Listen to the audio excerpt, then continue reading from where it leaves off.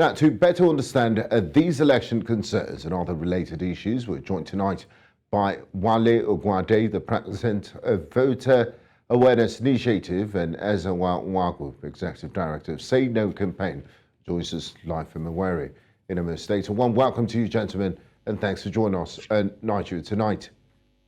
Thank you for inviting me. Thank you. I would like to start with you, Mr. Ogunade.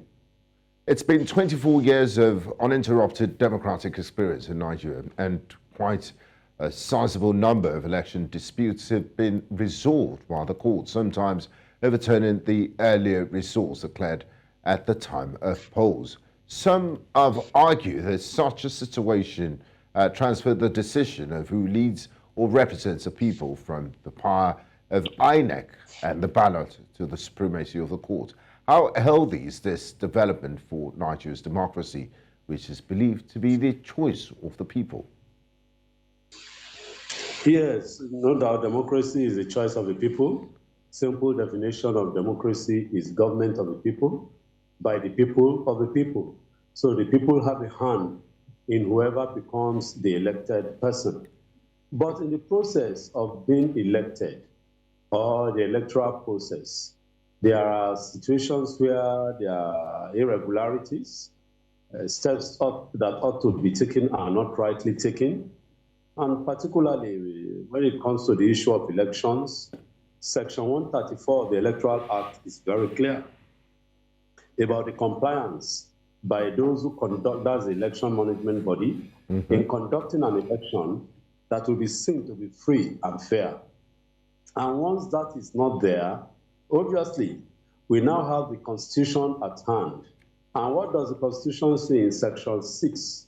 It gives the courts the judicial power to intervene. That's by anybody who seeks the intervention of the court, that an action or a step has been wrongly taken, particularly Section 6, subsection B of the Constitution, that's the 1999 Constitution, empowers anybody who feels aggrieved about the steps taken by INEC to go to court to question the steps taken.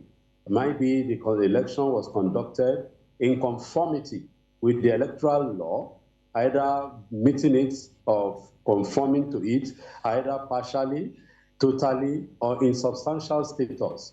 And that issue is now presented before the court, and the court now decides.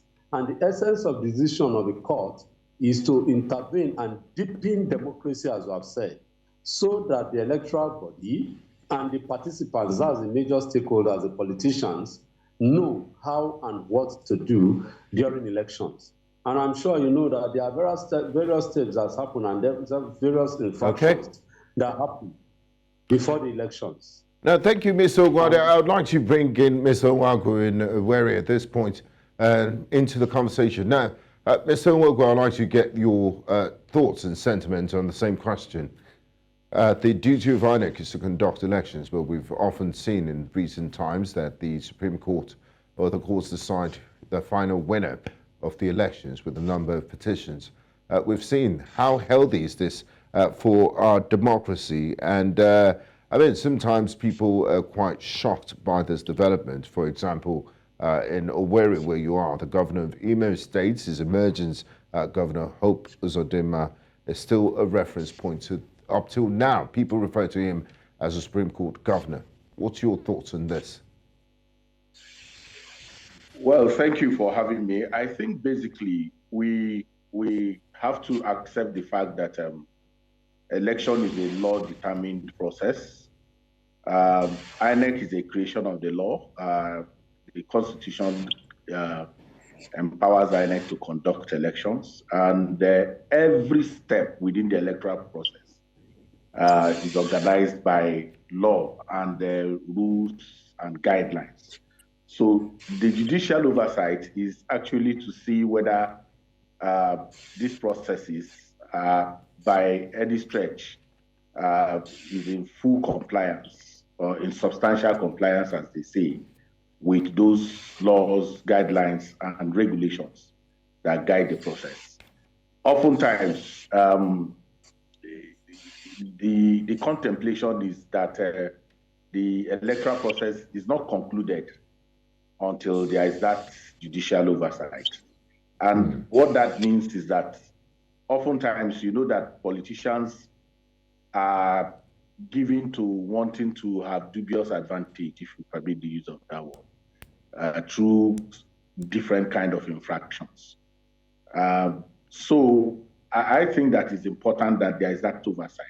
So it's a safeguard of our democracy, so to speak. To save, not just safeguarding democracy, but to also inspire confidence.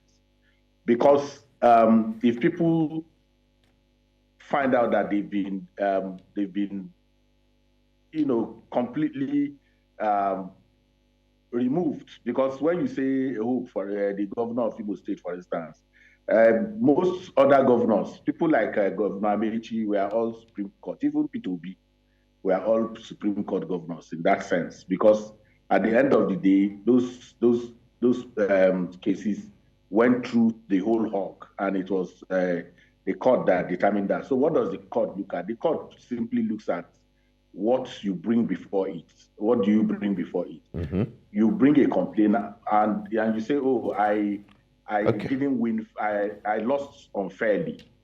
The person who won. And it's a better and more civilized way of approaching things than, taking laws into one's hands. Now, I'd like to bring back Mr. Ogunade into the conversation. Apologies, Mr. Nwagwu. Since 2007, the late President Umar Yar'Adua openly admitted at the United Nations General Assembly that the election that brought him to power was deeply flawed. And since then, electoral reform has become a frequent item in legislative schedule of successive national assemblies and governments.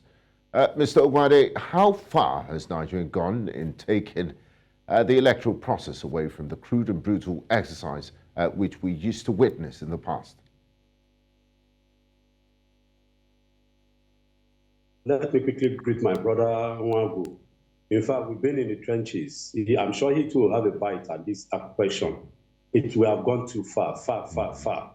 We have left the situation where we used to, it's just an ordinary piece of paper like this, that an electoral officer uses. When you go to an election day to vote, they will just tear a piece of paper, stamp it, and somebody will write on it, and that's ballot paper. And of course, it encourages rigging or ballot snatching, as it were. You see, one ballot box will be taken from a polling unit, taken to another place, mixed up and all, and of course, we have issues. But then, in between, now we have a ballot paper that is synchronized, that is attached to one polling unit. And the issue of ballot snatching, you can be sure that if not eliminated, has disappeared, has really gone down very well because of activities of people like us, engaging INEC on a regular basis, and of course, advocacy with programs like this that we do.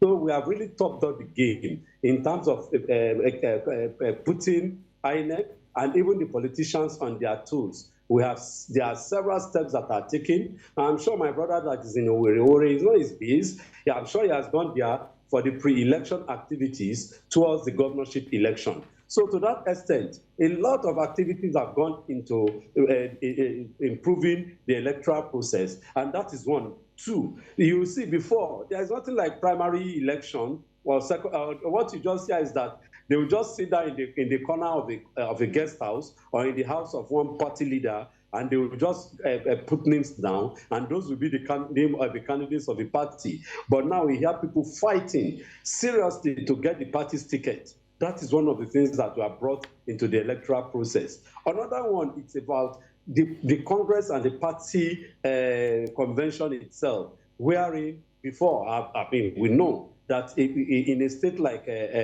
Edo State, they will leave Edo State or Delta State, Asaba, and cross the Niger to where is that place now? Cross the Niger to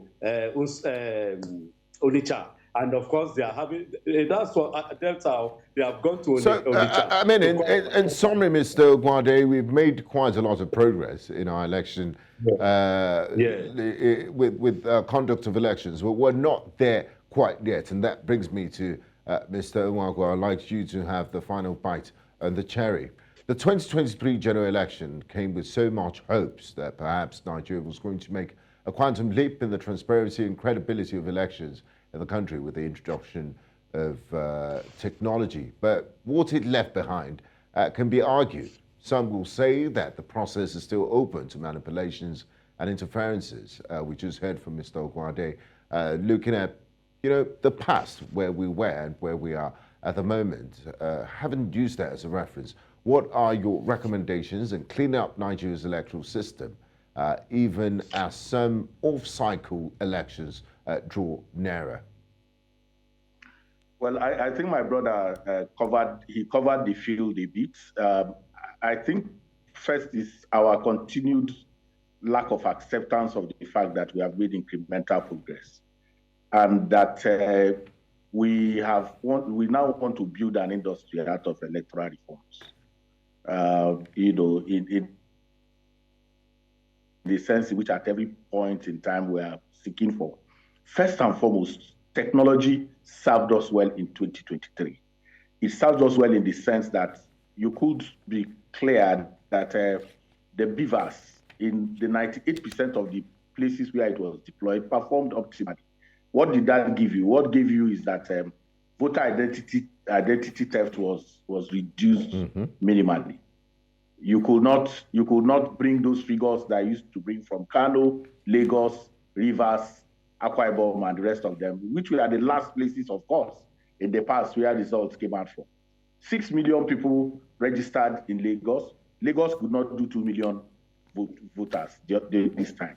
Kano did 7 million registered voters. It could not produce 3 million voters. Rivers did 3 million registration. It could not do 1.5 million. So voter identity theft was minimized. Now, oftentimes, the argument then is whether we want to listen to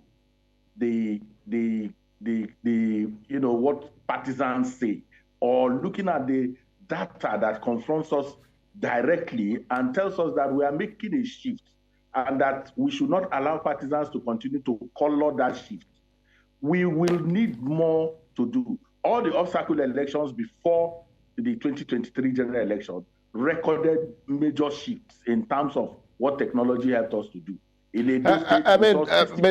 Nwagwu, I wish we could go on, but just to highlight a point you made that, don't throw with the bath water with the baby, even though Nigerians are not very happy with the conduct of INEC, but the use of technology is a game changer, and it does help some Nigerians process. Always say some Nigerians are not. Don't say Nigerians. Some Nigerians are not. Thank you very much for that. I would like to say a big thank you to you, Mr. Wale Ogunade, President of Voters Initiative, and Ezenwa Nwagwu, Executive Director, Say No Campaign. Thanks for joining us tonight and Nigeria Tonight. Thank you.